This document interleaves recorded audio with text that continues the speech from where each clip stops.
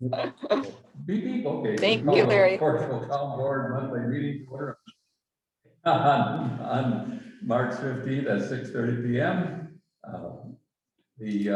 Larry and Ruth and I all have our double shots of COVID-19 vaccination. Jason hasn't his yet, and as soon as we all get our shots, then we can go into this, meet in the small room at this. And try to figure out how to make that video work. Where to make that one this work. So we have the roll call to this evening. Bruce, please. Roy Engelbert, Here. Larry Huber, Here? Jason Klahat. Here. And I'm Ruth Kirscher, and Dina is absent today. And we have Monica on Zoom, and we also have Samantha Coyen here from Door County Soil and Water. Okay, thank you. Ruth, was the agenda public? Yes, Public notice? yes, Okay. it was. Very good. And we have the agenda in front of you. Any changes to make? I make a motion to approve the agenda. I'll second it. Motion made to approve the agenda. Any changes that you know? No. Hearing none, all those in favor, please signify by saying aye. Opposed, motion carried. Have the minutes of the February 15th minutes have been published on our website. Yep. And motion to approve the minutes would be. I make a motion, we approve the minutes as posted. A second. Motion made to approve the minutes. I didn't see any misspellings or anything. No. Thank you, Bruce. All those in favor, please signify by saying aye. Opposed? Carried. Treasurer's financial report. Ruth, you want to? Sure, yeah, Dina gave me the report, and she has, I suppose I could read this, the bank accounts, $92.86, and I believe that's in the cemetery checking. Cemetery perpetual is $9,977.90. Cemetery savings, $4,464.28. Town checking is $1,180.45. Money market is $178,894.90. And the LGIP general is $148,141.64 for a total of $342,752.03. And I do see she has two receivables, and I don't think she got that yet for $199. There are two of them. Oh, that's the Nicolay broadcasting thing. Yes, Yeah. the personal property tax. No. Okay. And she did, under liabilities, she's gonna be working on this, where it says payroll C and payroll M care. Those numbers are not correct.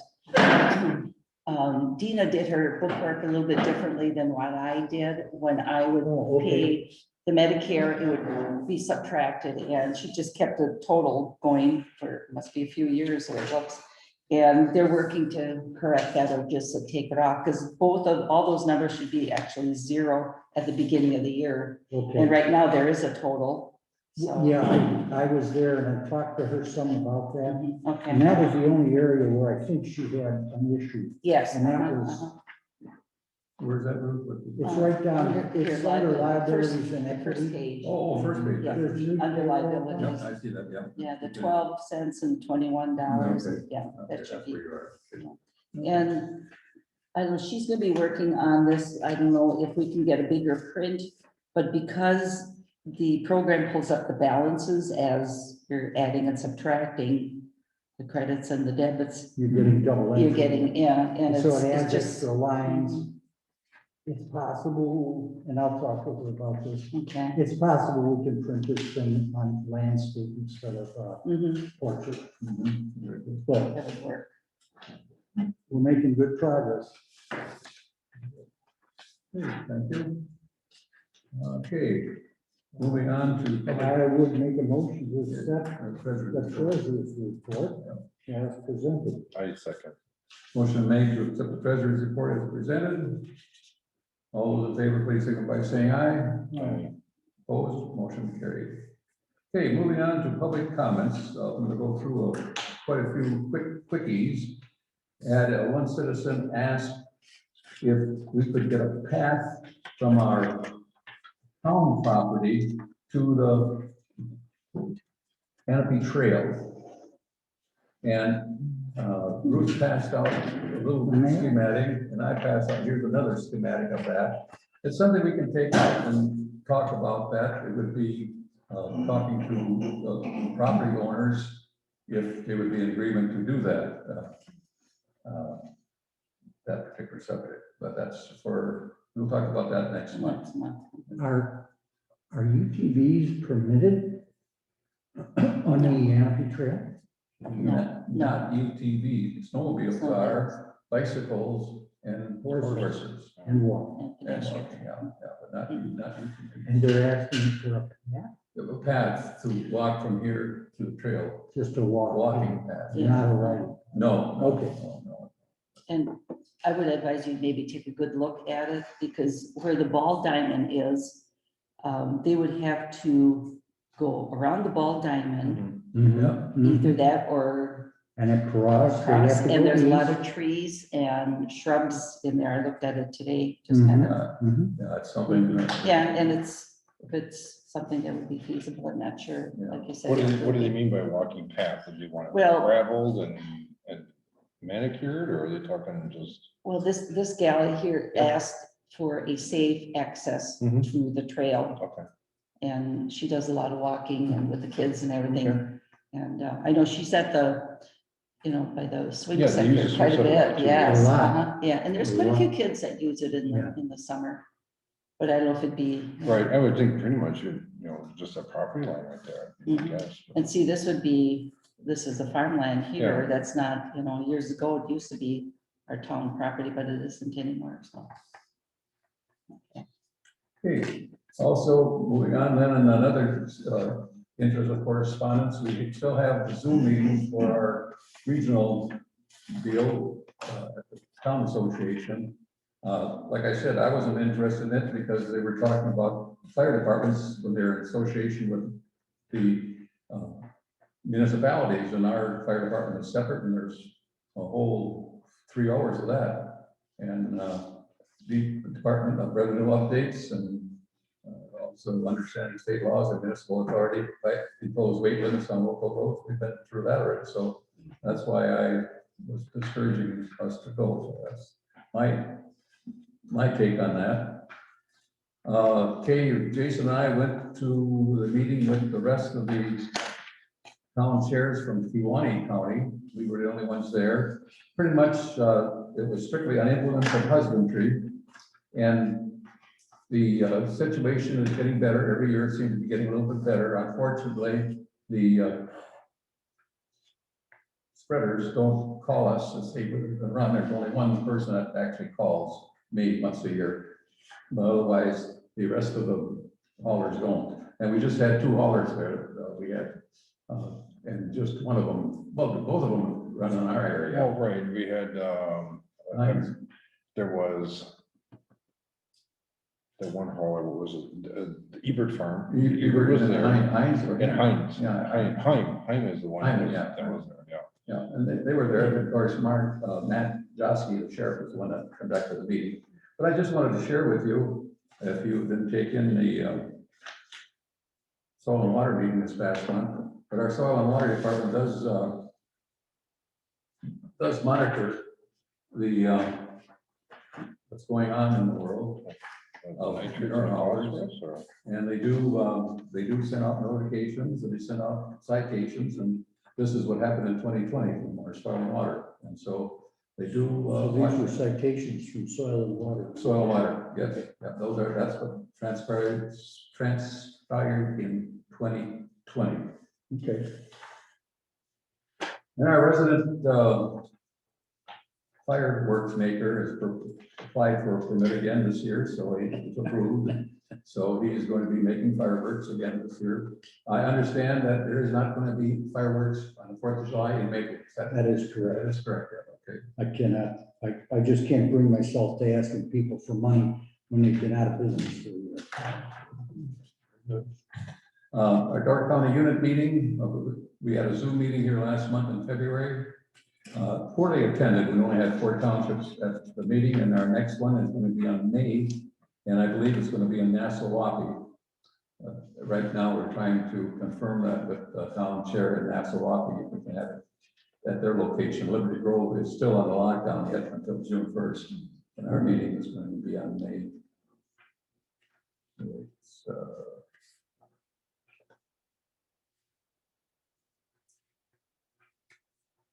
exact date.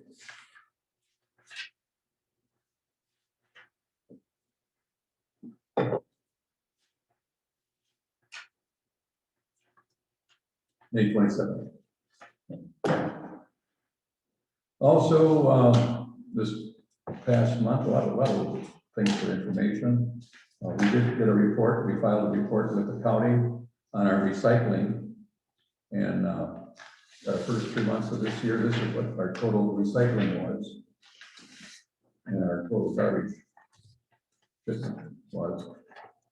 That's pound? That's pounds, yeah, 21 tons of recycled materials. Tons. Yeah.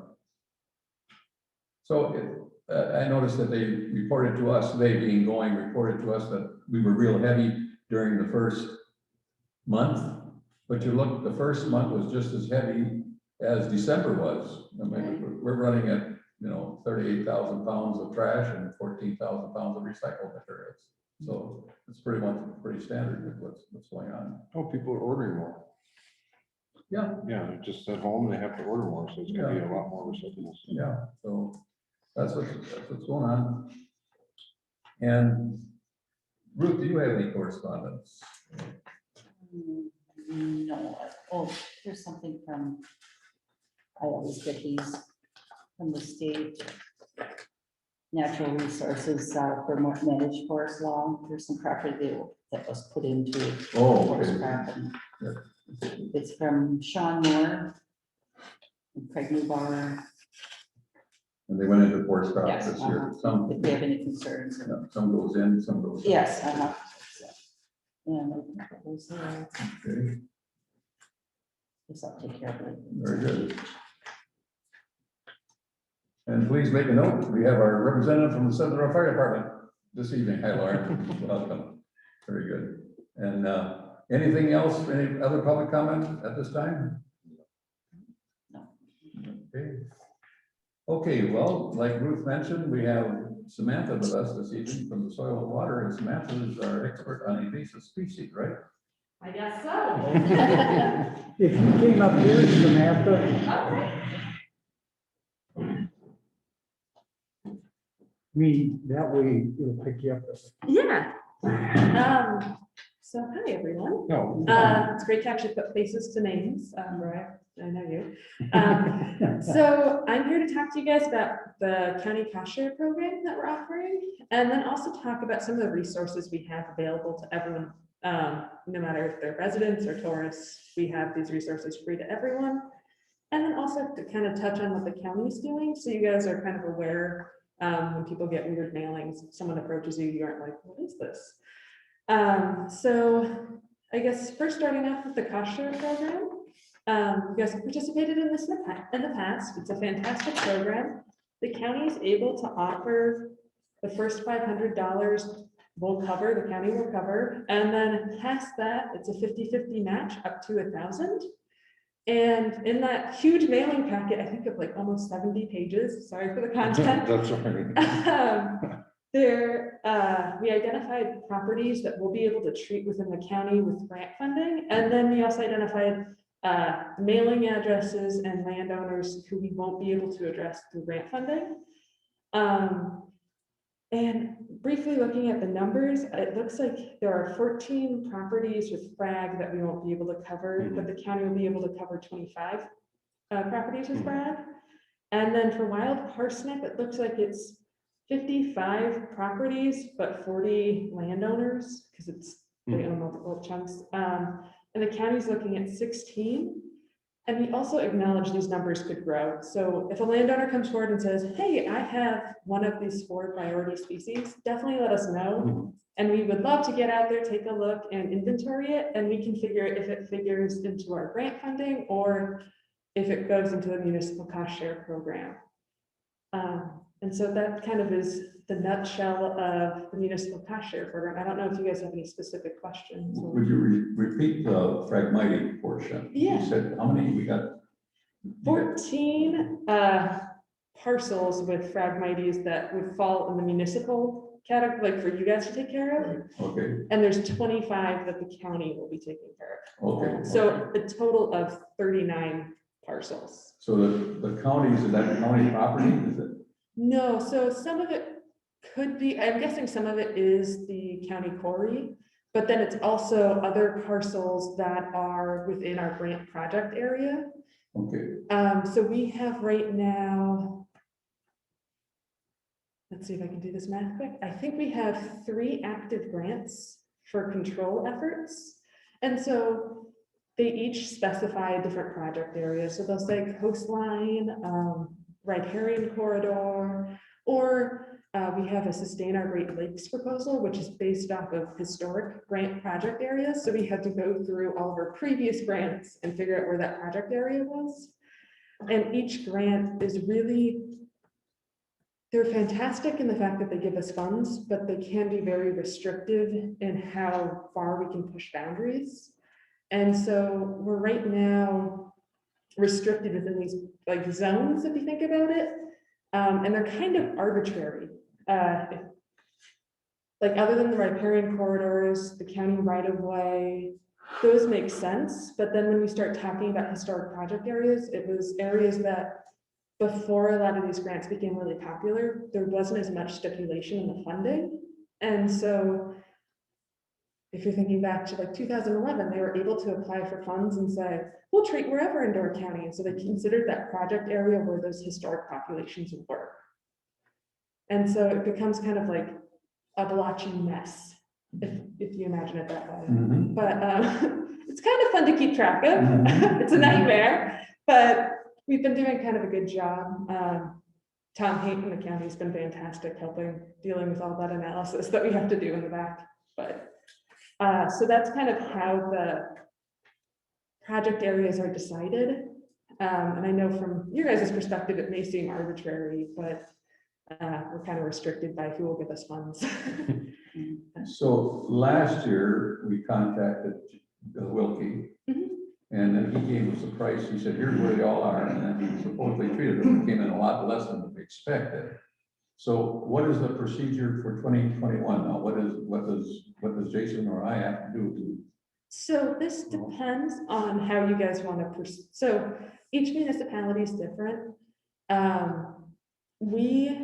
If you like the way Jason's been working, you can work with Jason again. If you have issues or you say, I also want to see what else is out there, you can put out a bid, or you can also choose, I sent Jason a list of contractors who've treated indoor, and you can engage with them and say, hey, what would be a ballpark in cost? And so you may not even have to do a formal request for bids, but you can do kind of like a loose engagement, Right. or you could do a formal request for proposals and go through that whole process, which can be pretty lengthy. And if you want to go through that Well, process, and that's what I'm going to be working with, is that process. One of the things I'm also thinking about is when I start contacting these sprayers, I might look into, what I'm planning on doing is I'm looking into who's going to be in the area in that particular location, because we contracted with him, Jason, in the past for the 1 year. We didn't contract as a perpetual contract. No. So we have the ability to look into different sprayers, and kind of like when we, go after the county for brushing and things like that. If the brush machine's in the area, we always say, hey, we got a road in that area that we would like to get done. Similar to that, I'm looking at sprayers that may be in an area. I can contract, maybe we can contract with them to hit our area while they're there. The beauty of that was, if you got everybody kind of in one area, if you got one sprayer that's kind of handling a bulk of the area, I'm looking at possibility, the price would be lower instead of specifically sending out a guy and saying, we want to go after this. That's my thought. But I'll know more about that as I start digging into that even deeper, because there's a lot of content there. We have, in the county, we're in a great spot where sometimes with certain contractors, we see maybe not the efficacy that we want. We don't see the results that we're really desiring. So we might be getting a cheaper contractor, but we aren't seeing the results we want. And so this the last 2 years or so, we've been modifying the program to do bids. If you remember, we did that bid evaluation for Dooms Lake. And so we're doing these more elaborate kind of, they're bid evaluations, but it's looking at what kind of results are we looking for? We aren't just looking for kill, but we're looking for how we're going to preserve our native species, what considerations are going in. Is the contractor going to be like kind of just boom spraying and passing through quickly, or is the contractor going to be on foot and hand spraying? And so that might be an elevated cost, but long-term it might be cheaper because that contractor will have to be out there 2 years versus 7 years and not having an end in sight. And so we started modifying it. And right now we have our wild parsnip bid out, and I'm really hopeful that we'll see a lot of bids, but I don't know yet. And I'm hoping that it will spur interest because Door County, we have a lot of contractors who are retiring or slowing down or getting out of the business. And so if we're able to advertise Door County is open to multiple contractors, it also helps kind of reinvigorate the system. And so that's one of our perspectives, and that's something me and Jason talked about. So that's kind of one of the things that we're using as a mechanism is these bids. But it can be complicated because it depends on what the bottom line is. So if your municipality says we have to go with lowest bid no matter what, that can be difficult because then you're kind of locked into that. But if it's lowest bid, but you can have criteria, it gives you more flexibility. So this letter that was sent out to property owners. Yeah. Is this going to be your department handling the spraying of Phragmites on these property owners? So the one that the Soil and Water just sent out? Yes. Yes.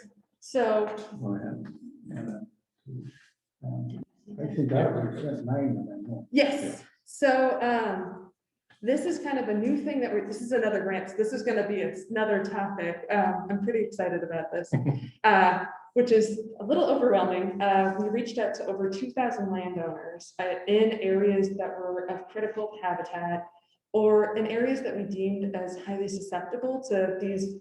They're invaders that we have in Door County, but we don't have a real inventory for, so we don't know what's going on.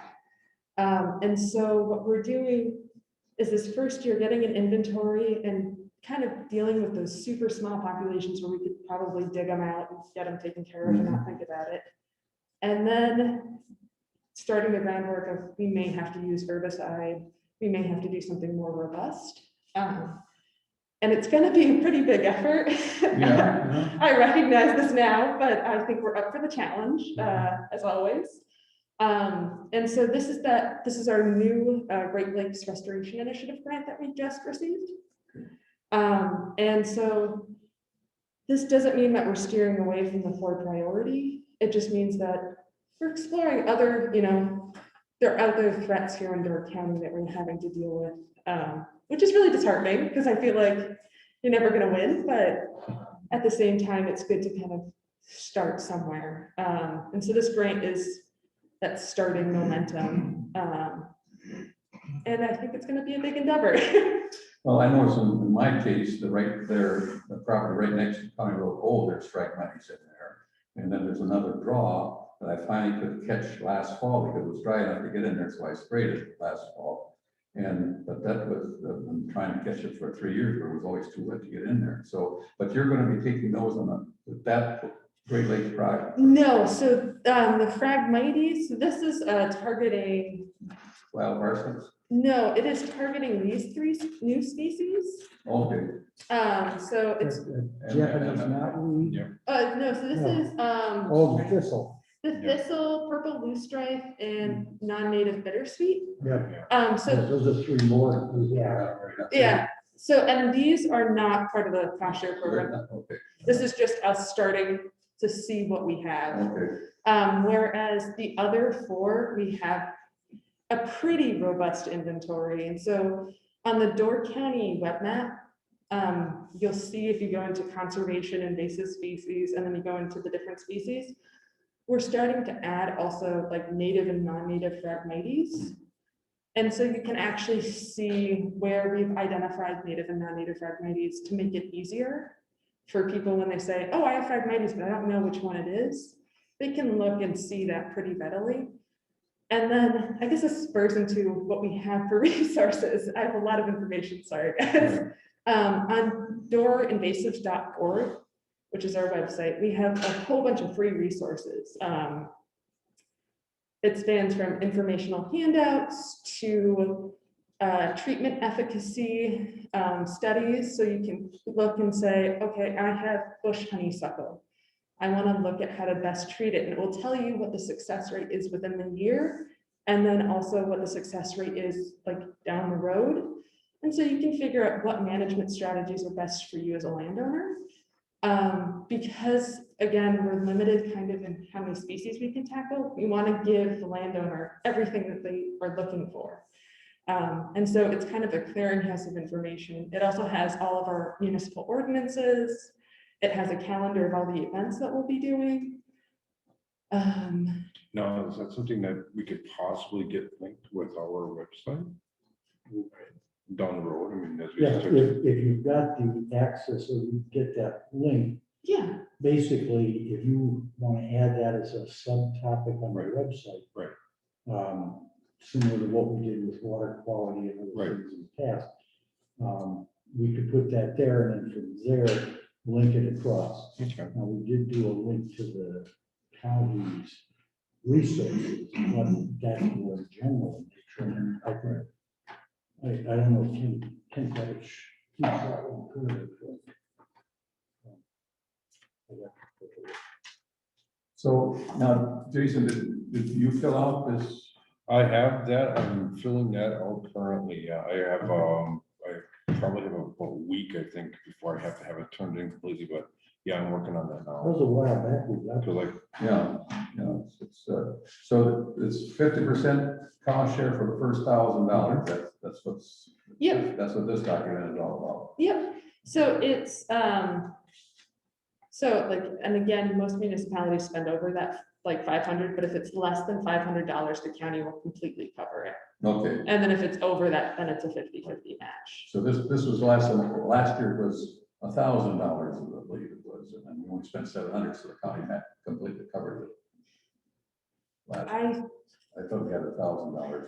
I think that's what we had, yeah. Yeah. $2,000 would cover, probably covered up to 1,000. Yeah. Yeah. So, and this again, as you know, we have to get also our budget approved by our LCC. So I'll take it with a grain of salt. This is what we're planning on doing, but we still have to, and I'll be presenting that actually in our, I guess, May LCC. So we'll be presenting that budget, and ideally at that point, we'll have a roughed-in ballpark of what contractors are looking at. But even if you don't have a super firm number, that's okay, and we can just rough that in. Right. It's more of just so we know what to ask for. Yeah, and that's kind of like when we do our road review, we always notice small patches of Phragmites in various locations that really didn't make the county site. No. And those are the things that we're going to be I'll be addressing that also in the paperwork. So hopefully that'll. Okay, so you'll get this in by the end of the. Yeah, I'll have it in probably in about 2 days. Okay. So, because I got a lot of, I was reading through it, and there's a lot in there. And then the purple loosestripe is something that's kind of unique. It kind of caught my eye because about 40 years ago, that was a thing down in the Horicon Marsh area. And it's kind of like been coming up this way for about 40 years. Yeah. And you get little patches of it, but they're addressing it. And you kind of got to get it when you can. It's pretty. It is really pretty. It's really pretty, but it's bad. And that's why, so like the county program again focuses on those 4 species. That's what we're asking municipalities to deal with. But these new species we recognize, like European marsh thistle, I think is everywhere in the county, and it's really prominent. And we don't have an accurate idea of actually how widespread it is. And so this is kind of that start of us building our inventory up. Starting to add other species and considering what's going on. So you hope to have interns traveling in the county this spring and do inventory? Yeah, That's so what that's all about. yeah, so we'll have, we're actually interviewing seasonals this week.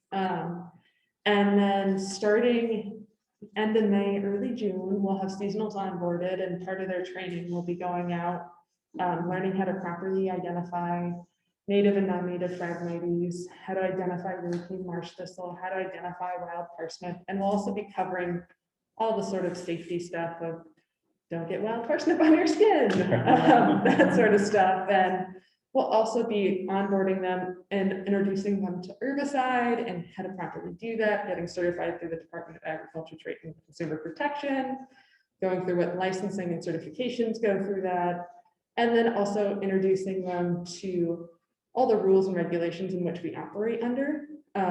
For them, the first 2 weeks is really chaotic, and but I think it's pretty good. We also do training, and I'm hoping we'll be able to this year. It looks like it's starting to shape up to be somewhat of a normal-ish year. I know last year we weren't able to, but we'll be doing some sort of field training for other field staff. So whoever's interested, they can go out and gain tangible skills as far as it goes for identifying invasive plants and also which plants to avoid. And I'm pushing for more volunteer work here, so. 'Cause Well, Sam, I was really surprised that last May at a highway meeting with the state, we have a whole pile of problems right here on Highway 42 to Maplewood with wild parsnips.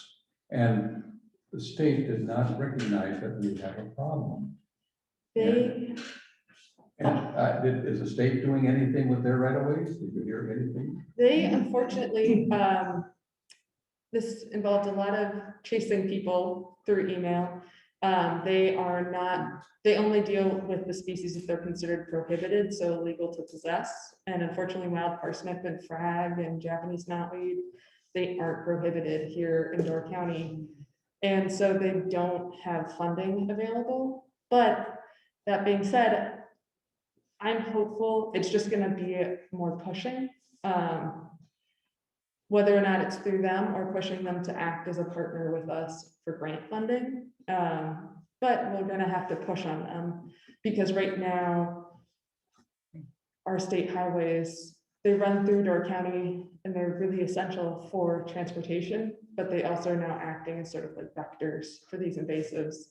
And it's hard because it being state property, a lot of funding sources don't really allow you to use them for controlling invasives on state property. And so you kind of get to this like loophole where there's no funds, but no one's giving you funds and they aren't dealing with it. So we're gonna figure out something. I just started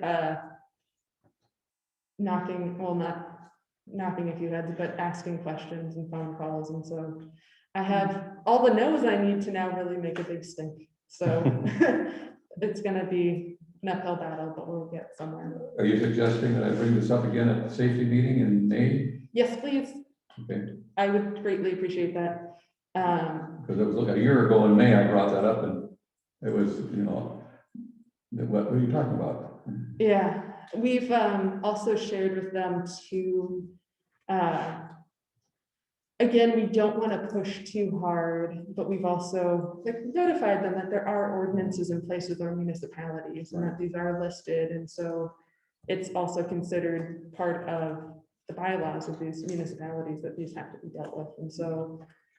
And I believe we addressed that about 3 years ago in one of our meetings about the various list of invasive species that we were going to keep an eye on or go actually contract to eliminate if we can. And that's those were kind of on that list also. It's just that now this is more the awareness that they're becoming more populated in Door County also. So that's just part of that.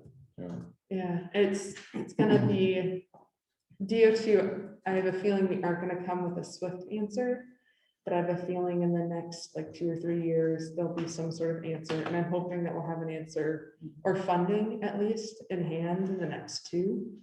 But it's hard because all I have is hope to fuel it. I don't really have at this point someone at least in DOT who agrees with us. And so I'm hoping if we just keep pestering enough, the squeaky wheel gets the oil, so to speak, and so. Oh, it's, coming in on Highway 57, right at the county line, Right, real bad, right over here, also right in Maywood, real bad. right. That's just me looking like this, It's a little terrifying, especially with the amount of resources and control efforts. I think looking at last year's numbers, we controlled not on state highways. It ended up being for wild parsnip.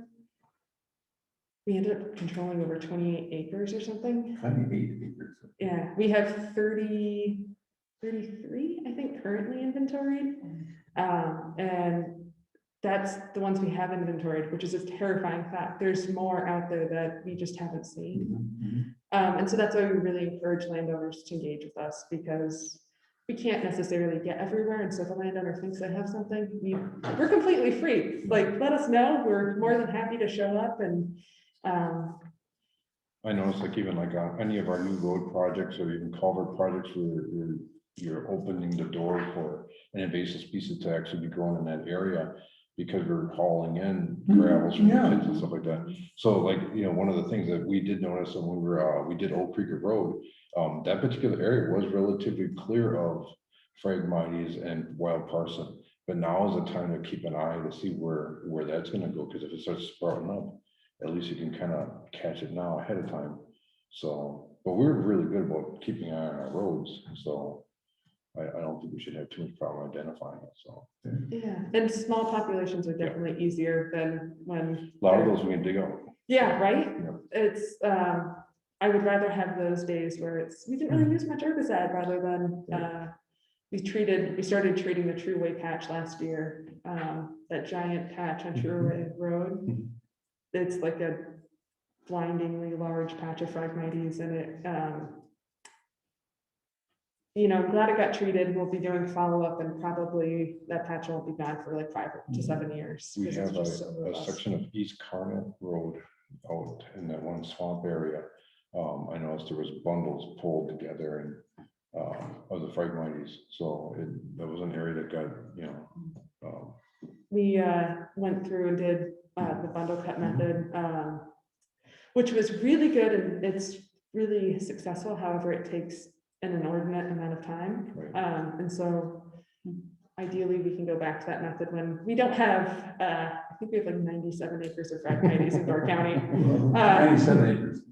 When we don't have that amount of frag, and we Right. can go back and be like, oh, it's only a few, we can go back to doing bundle cut. But until that time, last year we ended up treating, out of the 97 inventoried, I think it ended up being around 60 some acres. And so over 2/3 of the Phragmites in Door County had been treated. And again, majority of the wild parsnip got treated, all of the teasel got treated, and Japanese knotweed, which is a terrible plant and will probably outlive me even with herbicide treatments and trying to get rid of it. We ended up treating, I think, 5 acres. So that's a plant that we don't have any Japanese knotweed in Forestville, but if you come across it, let me know, and we would love to deal with it as soon as it pops up. That plant will grow through cement, foundations. It's a real nasty one. So, Okay. yeah. You're gonna have to put more miles on your motorcycle. That's what I'm doing, yes. New pickup, we got a new pickup. That too, so I'm ready, I'm all Well, ready. I think that kind of covers everything I wanted to touch on. And if anyone has, like, any landowner comes forward, if they have questions about this, tell them to give me a holler. This is kind of a new effort that we're branching out in. We'll keep doing our Clean Boats, Clean Waters efforts. So you'll see us wearing our blue shirts and harassing boaters on the weekends. And we'll be continuing to do our outreach programs. And so if landowners want to engage with us one-on-one, we can go meet people at their properties and walk through their properties with them. And we will also be offering a lot of media content that picked up last year, and I'm hoping to keep that going, but we'll see. I don't have infinite amount of time, as much as I like to pretend I do, but we had a pretty good reception with our Facebook and Instagram, so we're going to keep up with those efforts. Good. Yeah.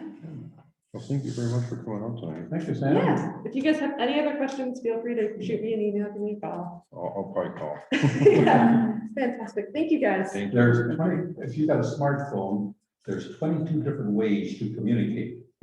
However, in my smartphone, I only have one. It's a Buick. Call Jason. I love it. My truck can do that now. Your truck can do that. Very good. Well, thanks, Sam. Thank you very much. Thank you. Very good. Well, very good. Well, Lauren, since you're here, that's great. Thank you for coming. We'll jump up to number 10 and give us Southern Door Fire Department report. All righty.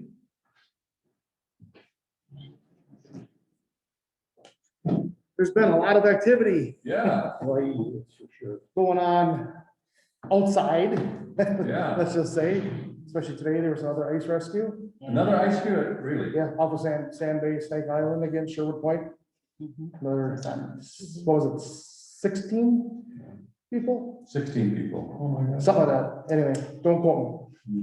Anyway, plus there was the one last month, the big one with 60 or 80 some people rescued us. So a lot of action.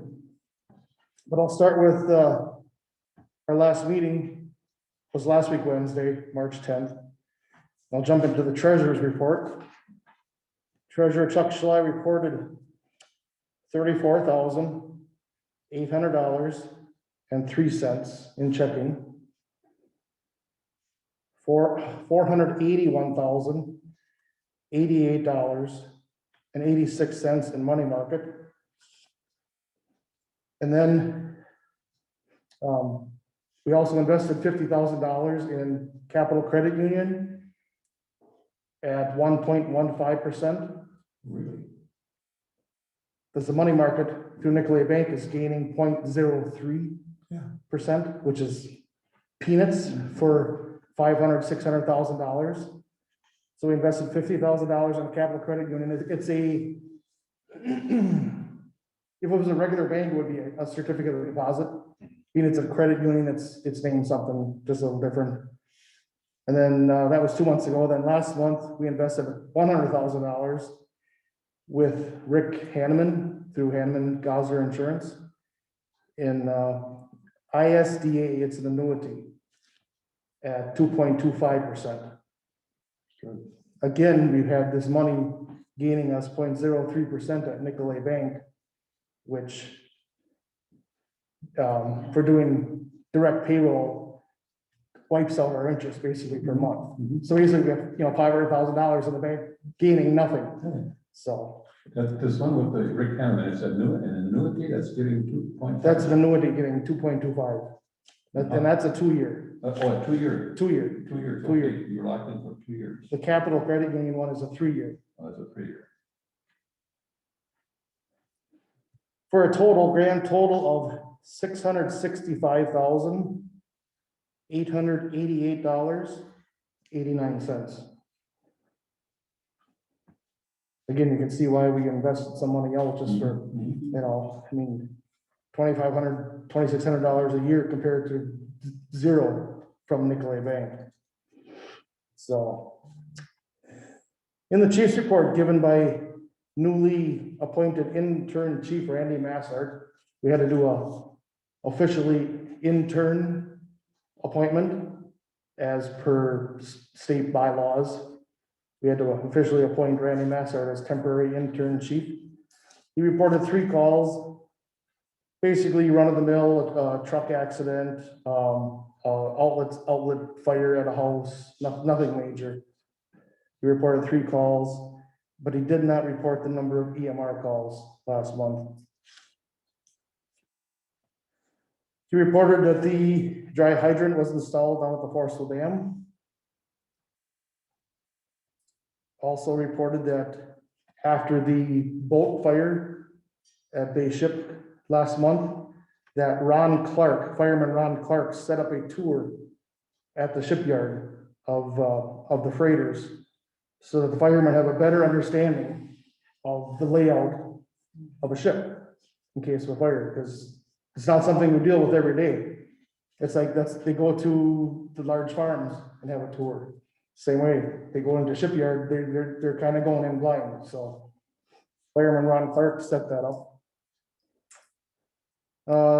The vehicle committee met to preliminary spec out a new pumper. They met with Pierce Manufacturing of Appleton and Marion Body Works of Marion. The two meetings went relatively well. They're pushing for a pumper truck that pumps 1,750 gallon per minute.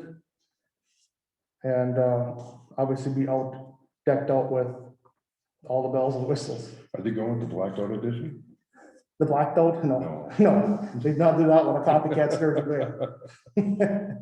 So, but there was only preliminary meetings, and there will be more to come with a projected date of 2 to 3 years for even, ordering and getting it, ordering before beginning it, so. In the fireman's input section, Kyle Starr proposed we purchase 2 new water suits. We have our first batch of water suits, ice and water rescue suits are pushing 8 years old. One leaks already somewhat, and now with the, action lately, the board approved 2 suits.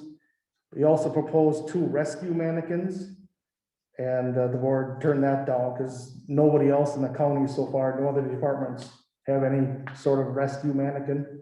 They all use live personnel, so. In all other matters, I mentioned the new chief was appointed, interim chief was appointed, any intern chief? Now that term intern chief. What's that purpose there? Temporary, Just temporary. right. Is Gary gone or? Gary has turned in his resignation Oh, we didn't know. per health issues. For health issues. Health Yeah, issues. recent. Pardon? That must have been recent. 2 months now, going on 2 months. Oh, well, we haven't had any. Okay. Right, so yeah, he turned in his resignation for fire chief, but just with his health issues, he can't handle it. Is he still on the fire department then? He still is, Okay. he still is. I know he had another hip surgery.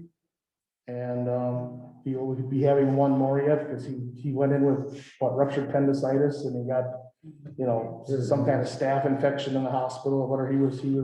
We need to update the information for our issuing of burn permits, because the burn permits, indicate to call Gary. And I called Gary, what was that, a week and a half ago or 2 weeks ago? And he said, well, thanks for the call. Oh, I didn't realize that he was. We were, Sealer is the first one on that. Chuck, yeah, but Chuck didn't respond. Okay, so you called Gary. Yeah, and it's noted on the fire, on the call list, Chuck is for Nassau. Yeah. Yeah, was Chuck even on the fire department? I thought he. Chuck Sealer, he's, I yeah, thought he retired. No. Oh, okay. So I think what we need to get for issuing of burn permits is updated information as to who should we be contacting and what secrets do you want us to put the calls up, because we're issuing it old information. I know, so I listened to Let's Go Door County, he also mentioned too about fire permits, contact your municipality or your fire department. to Right. Coordinate accordingly, so even on that respect, they actually put it out there so people could, hear it on the radio. No to contact, yeah. So, but we need updated information on this. So when would a new fire chief be appointed in fall? Is that what the intention is, in September? or- department applications closed today. Oh, okay, so okay. So we have 3 that I know of, unless someone turned one in today, which I don't know about, but we have 3 so far that turned in. Dave Hockey from Forestville, Richard Olson from Claybanks, Mhm. and Jacob Shartner, Sturgeon Bay. Sure, okay. So Okay, so those 3, unless JC would have got one today, Okay. so at last moment, so. And I can foresee us having interviews and discussions next month. Mhm. I don't know if we'll decide next month yet, I can't speak. So then does Randy not want to be the No. chief? No, No. you never wanted that. Besides, you got a new knee also. But boy, Engelbert didn't crawl up and down.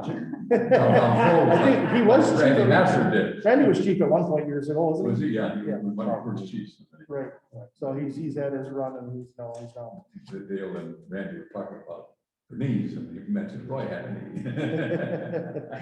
But Roy's not out to pasture yet. so. And Chuck He's been Seelar, there. Chuck Seelar turned it down, so, Yeah, but Randy said he would do it, and very good. we can foresee adding a chief within, I can't say it'll be next month, but I'm sure we'll do interviews with the guys and have a decision on I that. think for now, we'll just put down Randy Matt, cross out Gary Vandertuck and put down Randy Master. His name's on that list. Randy Master, I would, Assistant chief. assistant chief. I would Yeah. probably call him first. Yeah. Did, but he got- Being that he's an intern, appointed intern. Yeah, okay. Yeah. Well, like I say, we should really have that updated. Yeah. Yeah, we appointed him because we had heard that Washington Island had a vacancy for a while and the state got after them, the Oh. Islanders, for a while to Yeah. appointed chief, so we figured we better cross our T's and dot our I's, so. Sure. Okay. So busy. Very good. Well, thank you, Lauren. Appreciate it. Okay, moving on, we don't have anybody from the sanitary district report. Do we move to anything? Do you have from that? I just got their minutes, but I didn't really, I just got their bill today and wrote up a check, so. Okay, But there was, I don't think there's much on here. Thank you, Lauren. Thanks, man. okay, thank you. Okay, cemetery report. Well, been quiet up there. Yeah, been quiet. But Roy is retiring from the cemetery committee. And I'd like to make a motion that we appoint Jeff Hansen to replace Roy Engelbert on the cemetery committee, effective the 1st of April. Oh, okay. I talked to Jeff several times. Mhm. And so a week or two ago, I spent some more time with him, and he's working his shop right here in Maplewood, which is so handy. It's hard to find people who are around who aren't retired. Mhm. So he said, sure, I do that. So I got the book from Roy, and I want to spend time with he and Jim Jadarsky when we do our cleanup, probably in the month of May. Make sure, to introduce them to all the ins and outs of the cemetery. So you get a motion, I second that. You can. All right. His name is spelled Jeff, that's how it's pronounced, No, it's spelled Geoff. but it's pronounced Jeff. Yeah, Jeff. Okay, Jeffrey. yeah, Well, that definitely. would be what, probably very German like, huh? Well, I think this will work out fine, because every time Larry and I would get together, we'd have to have it posted. Right. And so this is great that lives right in Maplewood. He doesn't do a lot of traveling, does he? Well, today he wasn't available, but they're getting their business kicked off. They have a retail outlet in Empire. And, but the shop and the work is actually done down here. South of Maplewood. Mhm. Okay, we have a motion on the floor to appoint Jeff Hansen on the cemetery committee. All those in favor, please signify by saying aye. Aye. Opposed, motion is carried, and that effective April 1st. And I will get the website updated with that information. As soon as I check with Jeff, which contact number he wants me to put out there on the website. Mhm. So I'll have that done before the meeting. And there, at the same time, I forward you a letter from Eric, Eric, and that's why I didn't respond. to the That came from, Human Stream Home. reviews.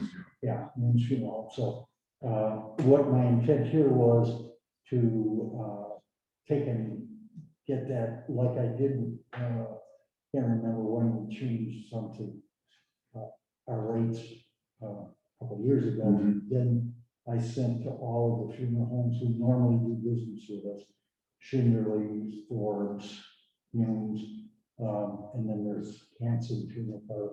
So those are the four that we generally get calls from, and then I send them updates.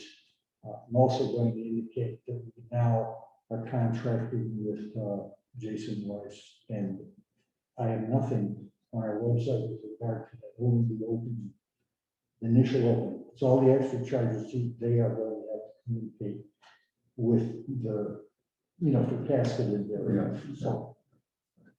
Right. That will be done, and maybe we'll straighten out the east line. That's amazing. how that is. Couldn't find it until we cut the grass nice and short. Okay, yeah. Okay, very good, Larry, thank you. QuickBooks Online and cloud-based backup data and update. And I guess it's working, huh? It's going, It's going. it's going. Let's put it this way, it's been our try. Well- Yes, yeah. Larry came to our house and we got everything on cloud on our computer system now. And so I think that's one of the things we will talk about at our annual meeting, is how we're, you know, they can visually see what we did in this building for our communications, but for QuickBooks Online and cloud-based, I think it's very important that the citizens know that we're ready to move on, so that should we be replaced, it's be a very seamless way to move on. Now, I've run into issues, as those of you who have participated in that little exercise know what happens. But we managed to get all of your stuff off of your personal computer into a cloud-based environment. It's accessible and you have no problem with it, as far as I remember. Yeah. It took a few cracks at it, but we got there. Ruth, we also did the same with you for your town-based, all your reports, agendas, all that stuff. Plus, we added the QuickBooks Online that we talked about before, and it was quite an exercise. Dina's stuff all got moved over just prior to her leaving town. So I got all of her data online, backed up, and she would be here tonight, but where she is at down in Florida, their internet connection is poor, and her phone doesn't seem to work, and her computer doesn't work. But we had it running all set to her last week, and I made a couple of trips over there to make sure we got that. Jason is the only one who hasn't gotten the cloud drive running because he's working on a new machine for himself. As soon as you get that, let me know, and I'll get together with you like I have with everyone else to make sure we get all your data, your invasive species stuff, and you know, animal control, all that, whatever you got on in your own personal world, onto a cloud-based backup. And at that point, I'm guessing I'm spending almost between 2 and 3 hours with each one, because there's issues that we go through. And I haven't given you any expense report for that, but I will once I get everything done, because it's gonna be one report for the whole night. Get it over and done with. So I'm pretty pleased with the process. Once it's up and running, it's okay. Getting it running, it seems to be in the problem, you know. And we've encountered things we just didn't expect. What I will say is Rackspace is incredible in their response. Joyce, whatever happened with your machine that day, I got on the phone and I spent, what, an hour and a quarter, hour and a half with the support people. I just picked up the phone, punched the button, got them online, and they were there and talked us through the whole process and resolved the issue. But it took over an hour. For your information, you worked with Joyce, you did not work for Roy. Why?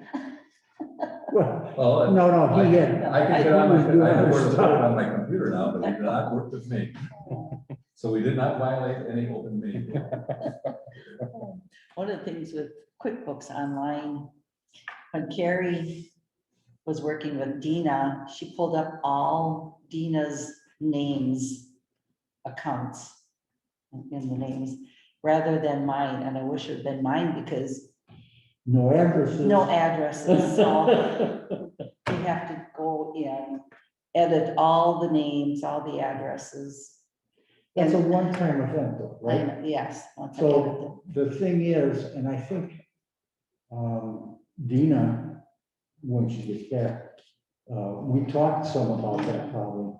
And if, the way in which QuickBooks Online works, when we did take that one set of books from your computer, that was great. We had everything, but we didn't have any of the bank accounts. Right. So then Impossible they to did this. reconcile.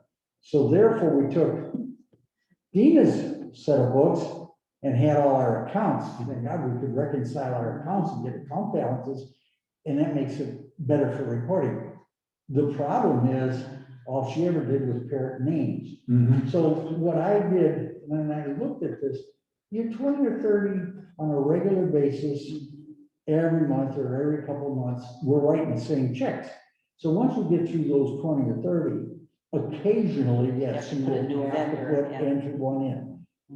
I don't think it's gonna be that bad, but there was no way to go at both of these.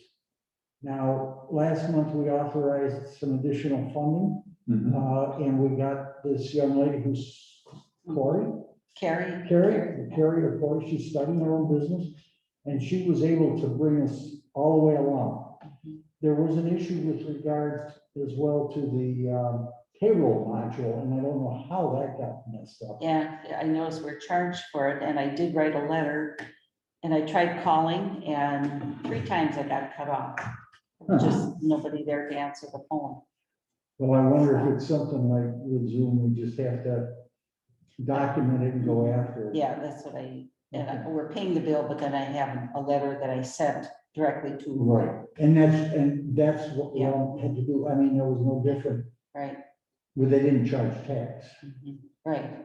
That was The difference correct. with Zoom was they charged tax, but then we did get that back. Right. And we had originally, there were two different starts at this program.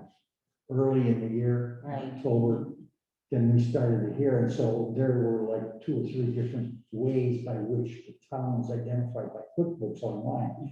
And I think one of them, somehow or another, attached a payroll module, which we clearly stated is not what We don't want, I So- don't need it. just a matter of We could charge us for it. Yeah. We don't have to take it though. Right. It's not well, mandatory, they're charging it and we don't use it. but it's not mandatory that we take it. No. No. No, we paid one fee for the year because it was less costly to pay the annual fee rather than the monthly. fee. Yes. But to pay this thing was another module. Monthly, which yeah. we didn't No want more, to avoid. no. So hopefully that'll get straightened out. Okay, very good. Okay, moving on to roads and road work. As you know, as of the 2nd of March, Thad Ash is our new commissioner for our county, highway commissioner.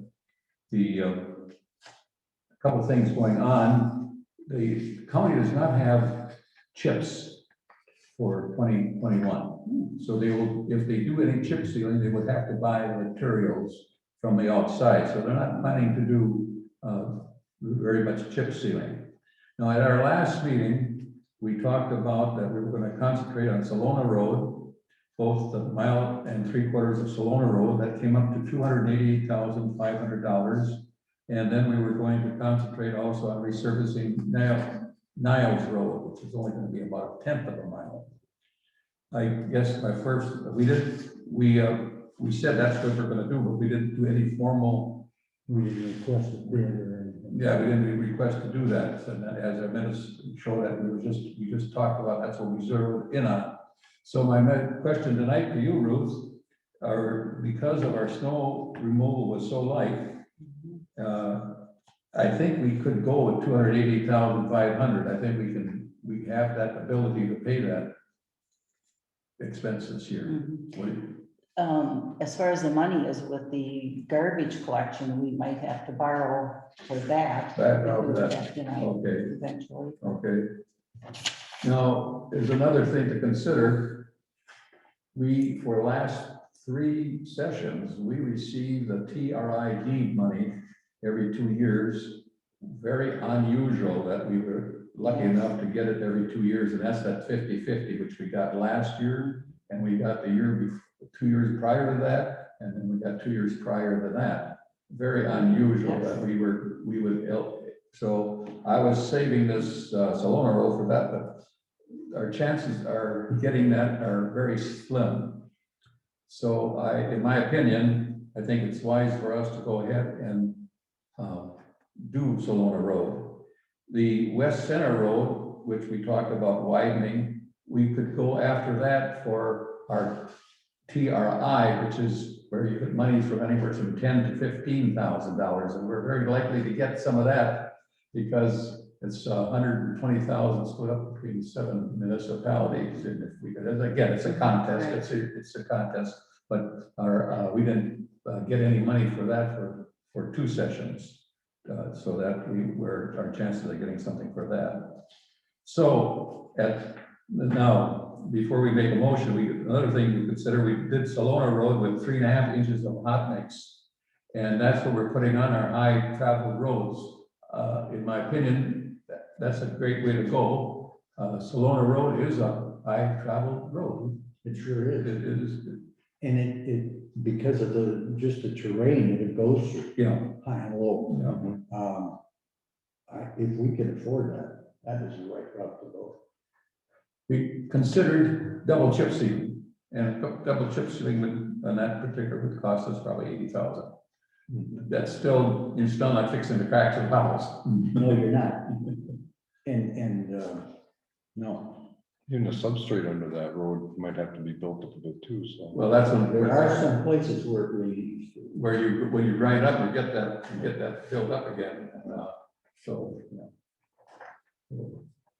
So if that's what your wishes are, a motion to be in order for 2021 to resurface. That includes pulverizing, grading, compacting, and placing 3.5 inches of hot mix asphalt. And with 2 less than shouldering, and those 2 combined come up to a quote not to exceed $288,500. For Salona Road. For Salona Road, complete section 1 3/4 mile. I make that motion. I second. Motion made to do Salona Road. Is there any thought about going out for bids? There would only be one other bid. We have a firm bid from the county. Is you think it'd be advantageous to go out for bids? Usually at this time of the year, the other competitors would be higher. I was just gonna say, I'm personally satisfied with the work that we're getting done through the county. And this is a standard road thing. Yeah. They did a lot of work on that road, even when it wasn't necessary. It saved it a little longer. Yeah. So I would think that, Yeah, I don't see a need. We weren't charged for that. It's okay. Yeah, I don't see a need to go for a bit on that. No, I didn't go with that. Okay. That's my sense. Okay. I agree. Okay. Agrees? Okay, so all those in favor of going with the county for Salona Road? Aye. All right. Opposed, motion is carried.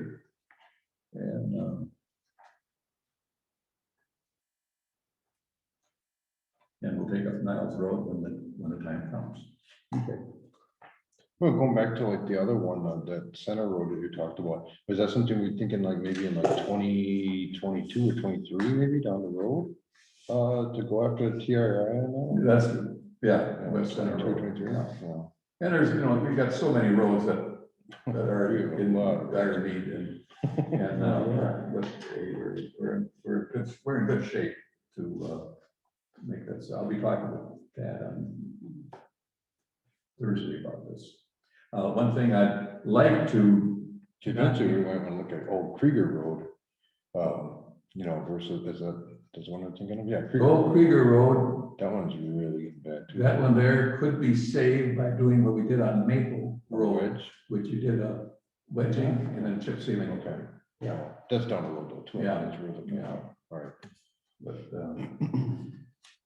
other things. Okay. Elections are gonna be, is the big bills now. It's a little difficult to follow. A little difficult, yeah. But, Well, what I wanted to say on Salona Road, I'm gonna try and talk with Thad to try and get that done before October of 2021. They like to keep that because it's close to the hot mix plant so that they can clear the hot mix plant out. Right. But we get such terrible weather in the month of October and you never know if it's gonna get done or not. Yeah, that can pose a problem. Yeah. Okay, going to payment of bills. And the check starts somewhere around 3-1, is it? 3-1. 3-1 with the checks. Well, yeah, probably work from 222, you got it, Century Tel, Mhm. probably, I don't know. It's in that area. Yeah, and that's so different because I see she's got Medicare account and some of that is not. Yeah. Well, it's, you know, it's really solid.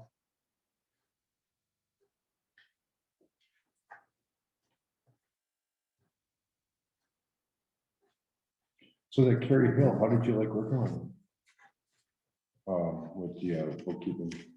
I think she worked mostly with Dina. With mostly the people. Oh, okay. Primarily. Okay. But, you know, she's just starting up her own business. Right. And couple of, you know, she went through a few things there and it was like, ooh, ooh. Yeah. And then, of course, I don't think until when, she couldn't help you from getting your reports until what, Thursday?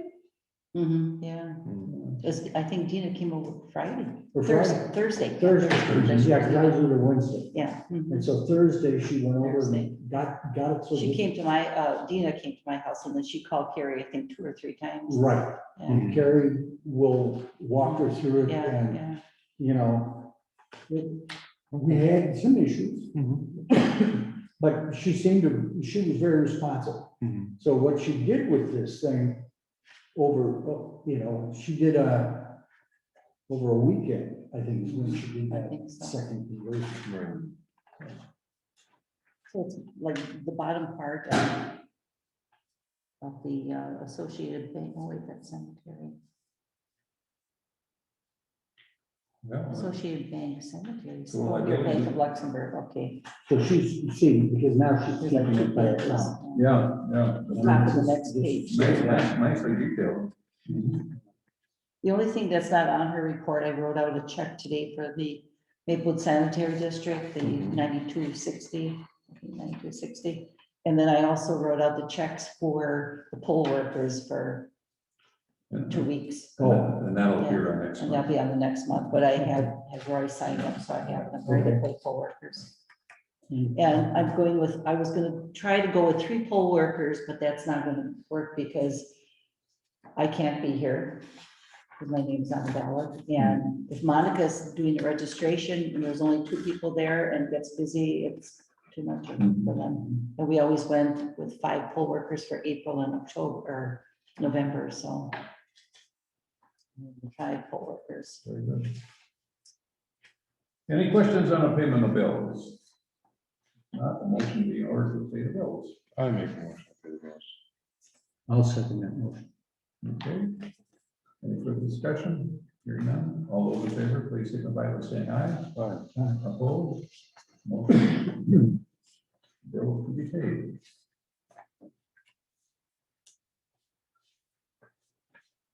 Our group has got a new sheet out for our next meeting. Will be, town meeting will be on April 20th, and that'll Yes, it's also, on a Tuesday, that's also our, Oh, it's also our annual meeting. annual meeting, yes. And you have a sheet prepared for everybody Yes, I to look at, yes. to review. I'll have some for the polls too. Oh, that's cool, okay. Yeah, I have Now, some.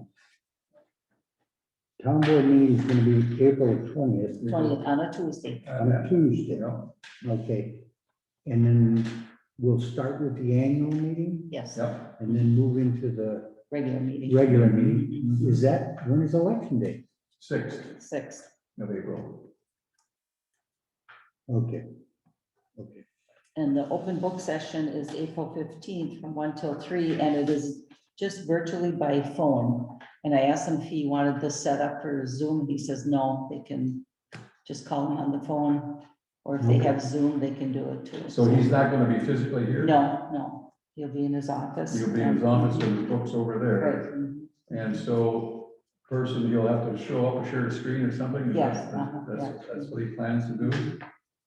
Okay, But and we're not gonna be putting up the Zoom. No. I'd asked that question, And he did he says, wanna participate so that anybody could come into the town hall and then he would be online? Mhm, he says not necessary. Not necessary, so, okay. okay. And then we have the board of review the following month, and it's all within the prescribed Right. sessions of dates. We have Yeah. a series of dates we have to follow.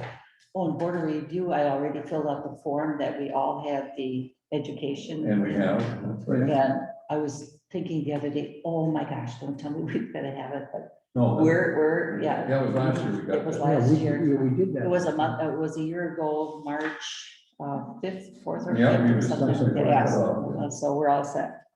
And Ruth got Form C all done. Yes. And you'll get you'll get notices on the website. Do Oh, we yes. have all the notices right yet at this point? I think so, I think so. I'll have to look. yeah. I We'll don't double always check. look at that too much. If you would, please check. I Yeah. noted here, Like all the forms too for the board review, there's a lot of different forms. I'll right, have to make sure they're, make sure it's still current, otherwise Yes. I need to change it. Mhm. But our solid waste page is incorrect. what is that? Solid waste says we don't have any solid waste pickups. No, No, I noticed this. That government link to the government resource page that Ken Pavich supplied Oh, doesn't work. hmm, I'll be changing the cemetery committee pages with information. And whenever you get invasive species stuff, Jason, Yeah. I'll add that. But I'm going to be doing some work on the town website the next month okay. okay. because there's enough changes where I'm just discovering things need to be fixed. Mhm. So, just as a side comment. I want to make sure what we're putting up there, if there's anything with regard to open book, board review, elections, whatever, we get it right. And see, with the open book, and even with the board review, if there is a change made on the property, they do get a notice from the Right. assessor, and they have the Exactly. dates and everything, so they're aware of it. But it still has to be posted, and I'll get that Right. to you, yeah. Yeah. Okay. And then for next month, things we need to consider. Ruth's got a request, do we have a permit required if you want to hold some kind of event? And the answer is no, we don't have a permit for holding a special event. The only events we ever held here was baseball or fireworks. And we don't have when they rent the hall, they rent the hall, that's for their own personal event, but now we're talking about an event going on at the corner of Highway 42 and H. Evidently. Is that what I'm hearing? Yeah, I haven't heard that. well, I'm noticing two pieces of tape up here in the book. You see, More than that. right over your head. Yeah. Oh, there's some there. Oh, yeah. Oh, my goodness, okay. So even though we tell people don't Yeah, tape, yeah. we're getting tape. Yeah, yeah. There- And Two we people. haven't figured out if somebody comes in and wants to use a TV set. Well, this is something we should discuss next month and come up with a fee. Right. So think about that. Is it a maximum of X number of dollars for, if it's a 2-hour meeting, X number of dollars, is a half-day meeting, X number of dollars, all-day meeting? We should think about it because, right now, you'll need this to select and to make it work. Yeah, yeah, And if we were, and this is just a thing to think about, this is, for this specific television, there's a different one in the other room, and these are locked up. Mhm. So do we get a universal remote? If somebody wanted to use this, that they could use it, but we would lose the ability to control our Zoom meetings and Mhm. whatever else we do here. I mean, there's that little cord is an HDMI port, any laptop can plug into Right, it. right. So and now we have internet. Yeah, but if you have a universal remote, that would, that specific remote is for the owl too, No. correct? No, Just for the just- television. That's just to the Oh, okay. 85-inch television. And those things cost $125, $150 a bit. When you're dealing with something like this. Right. So this gets locked up. But if somebody comes in here, they want to power it on, they want to have a laptop. I'm thinking of a wedding reception, they like to play video with pictures. Right. Well, you know, Now, the buttons, are they on the side of that? there are no buttons. Oh, okay, Because then, that's it. I mean, you've got the cable and you've got an on button, okay, on or on. all right. It does auto detection, Mhm. so it would detect It it. would, yeah. So, I mean, people could come in, plug in a laptop. Push that button. Yeah. It'll auto detect that they were plugged into a laptop and then they could run it from their laptop And they wouldn't, yeah, I don't see why you. But there should be a cost. associated. Associated. So what we're talking is the potential of raising the rent. Yeah, well, if they're not gonna use it. Well, how do we do it now? We've got the pavilion too. Mhm. So if they use the pavilion, there's a charge. Mhm. So if they use the, large screen, Audio, visual equipment. and we should make some statement in here that they should not try to adjust it. Well, I wonder what some of the other municipalities will charge for that, Well, yeah. It's kind of- Other municipalities, the only one I know of right now is Jacksonport, Brussels, and is Russell's got, they got something like this too. they did? Yeah, that's what I thought. I don't think so. I thought they just bought laptops for the. Yeah. Oh, is that all they got? Yeah. Oh, I thought they went for. No. the Where whole- were we up there? Is that Jackson? Jacksonport. Jackson. Yeah, Jackson. They had 9 screens in that. That's for training, I think it's not. I imagine if they go, we haven't done delivery, but we'll talk about that and have some come up with some concrete ideas for What next about month. road review? Oh, yeah, I was just When do you asked wanna about do that? road review. You want to set a date for road review for April? Or should we wait till we're reelected in case something There you happens? go. That's where we Well, we've got enough time on road review to talk about road review. I was just On gonna April say. 20, and then we usually do it the following week or something. Okay. And then also, no, what I guess I skipped over it, but did I hear somebody say that they want to have a gathering at Maplewood Fest? Did you hear something about that? Maybe, yeah, that's what I got this thing from Dina.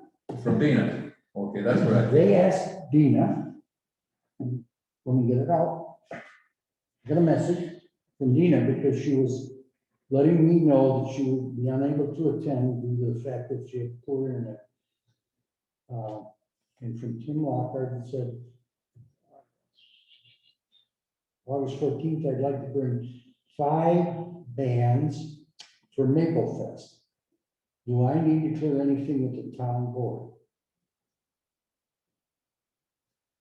That's her question, his question to her, and that came from Tim Lockhart. I'm gonna have to check with the county on that. Yeah. Because that's where under county zoning. Right, Where would they have it though? I literally had to, well, there's no In the room there past- for 5 in the bands. past, Richard, or Have it whoever, outside. had that, Park, they have up to the trail, but then they also have that volleyball court that was behind the old hardware store. So I have no idea bringing in bands, what that entails. What day was it, August? August the 14th, Saturday. When we were talking a couple of years ago, there was interest in expanding Independence Day activities. And there was some discussion about a beer tent Mhm. and stuff outside and moving stuff down here somewhere. Which is not something I was interested in at all, because I have a full load of work doing a fireworks show when we've done. I can't do that this year, we won't. But, where would somebody go with that? You're gonna have 5 bands. I thought maybe this was something to do with what they do up at the church. They do something in August, don't they? They do it, it's in July this year, they just have modern day drifters, like, That's it. that's it. Well, he said 5 bands. That's all I'm reading is what I see. I have no idea. And So so, it's basically one day event, or is it talking like a weekend event? He said a big one. Yeah, I've never heard of it. well, if you look at like a Greenville Lions Club, they do a bands thing, and it's huge out there. They make Well, a that's, ton of money. that's the question. Where, How big is this gonna get? that's exactly the question. last story, see what come up with. No, I haven't heard that. But we'll bring that back next month.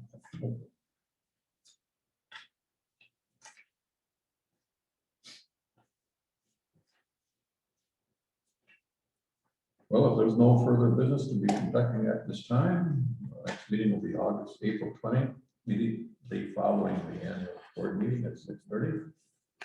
Motion to adjourn. I make a motion to adjourn. I will second that motion. Motion made to adjourn, all in favor, please signify by saying aye. Aye. Opposed? Adjourn. But we, Hello, Jacob.